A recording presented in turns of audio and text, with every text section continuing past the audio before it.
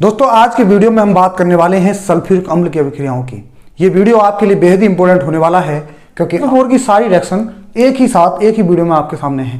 तो H2SO4 चार तरह की अभिक्रिया देता है, अम्ल की तरह, निर्जलीकारक की तरह, ऑक्सीकारक की तरह एंड आयन विनिमय अभिक्रिया।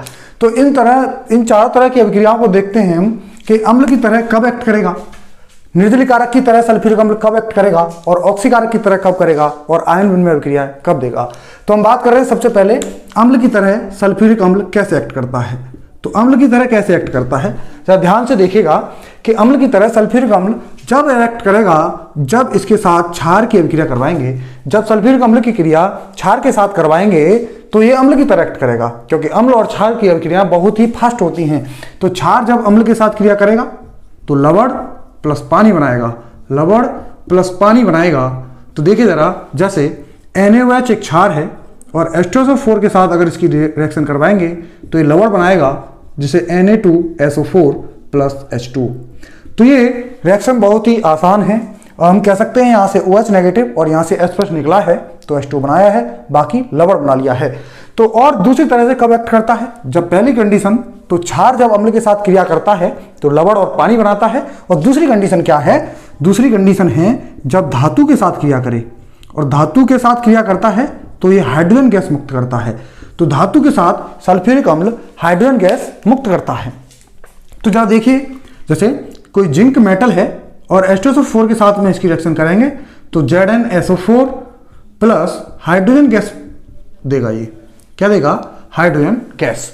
तो हाइड्रोजन गैस ये एक्टिव मेटल्स के साथ देगा, लेकिन अगर यदि क्रियाशीलता इसकी बहुत कम हो, यदि Zn से क्रियाशीलता कम हो किसी धातु की, तब ये इस तरह से रिएक्शन नहीं देता है। तो देखेंगे कि वो जब जैसे CuHgAg के साथ में CuHgAg के साथ में ये ऑक्सीकारक की तरह एक्ट करेगा, क्योंकि इनकी क्रियाशीलता कम है। जब इनकी क्रियाशीलता कम है तो ये ऑक्सीकारक की तरह एक्ट करेगा।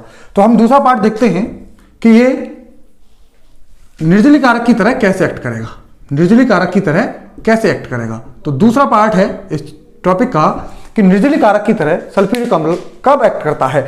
तो जब कार्बोहाइड्रेट को देखते हैं, जब कार्बोहाइड्रेट के साथ इसकी रिएक्शन कराते हैं तो कार्बोहाइड्रेट में से ही पानी को निकाल लेता है और इस पानी को निकालने को ही हम निर्जलीकारक कहते हैं।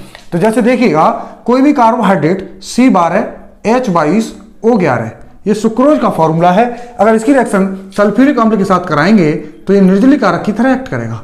सल्फ्यूरिक अम्ल के साथ में कराएंगे तो ये निर्जलीकारक की तरह एक्ट करेगा। कैसे करेगा कि यहां से 12 कार्बन प्लस 11 H2 अलग हो जाएंगे। तो 12 कार्बन प्लस 11 H2 अलग हो जाएंगे। इसी तरह से दूसरा कोई C6H12O6 H2SO4 के साथ में रिएक्शन करेगा तो ये 6 कार्बन निकलेंगे प्लस 6 H2 रिलीज कर देगा। इसी तरह से ऑक्जेलिक अम्ल के साथ भी करेगा। ये ऑक्जेलिक अम्ल के साथ में भी ये निर्जलीकारक की तरह एक्ट करेगा। तो सल्फ्यूरिक अम्ल H2SO4 की क्रिया जब इसके साथ कराएंगे तो यहाँ से H2 निकलेगा, तो CO2 plus CO plus H2, ये तीन गैसें यहाँ से निकल जाएंगी। तो इस तरह से, और आगे हम बात करें कि निर्जलीकारक के बाद अब हम बात करें कि आयन विनिमय अभिक्रिया कब देगा, आयन विनिमय अभिक्रिया कब देगा।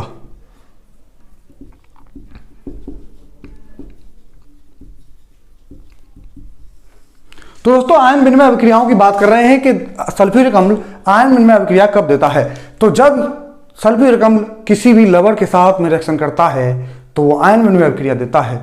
जब सल्फ्यूरिक अम्ल किसी भी लवण के साथ में क्रिया करता है तो वो आयन विनिमय अभिक्रिया देता है। जैसे एग्जांपल CaC2O4। इस तरह के लवण की क्रिया जब भी सल्फ्यूरिक अम्ल के साथ कराएंगे, सल्फ्यूरिक अम्ल के साथ कराते हैं तो ये आयन विनिमय अभिक्रिया देगा। इसका जो आयन H+ है वो इसके C2O4 के साथ में लवण बनाएगा और ये CaSO4 के साथ लवण बनाएगा। तो क्या बनाएगा, CaSO4 plus H2C2O4। It is the very most important reaction, क्योंकि यहाँ ऑक्जेलिक एसिड फॉर्म हो रहा है, साथ में रिएक्शन आयन विनिमय अभिक्रिया है, क्योंकि यहाँ आयनों का एक्सचेंज कर रहे हैं। ये अपना आयन इसे दे रहा है, ये अपना आयन इसे दे रहा है। तो अब तक हमने तीन तरह की अभिक्रियाओं की बात करी है कि अम्ल की तरह एक्ट कैसे करेगा। जब क्षार के साथ क्रिया करेगा तब वो अम्ल की तरह एक्ट करेगा, और धातु के साथ क्रिया करेगा तब सल्फ्यूरिक अम्ल अम्ल की तरह एक्ट करेगा। दूसरे कंडीशन में हमने निर्जलीकारक के बारे में बात करी है कि निर्जलीकारक कब की तरह कब एक्ट करेगा, तो हम कहते हैं कि कार्बोहाइड्रेट के साथ जब सल्फ्यूरिक अम्ल क्रिया करता है तो निर्जलीकारक की तरह एक्ट करता है।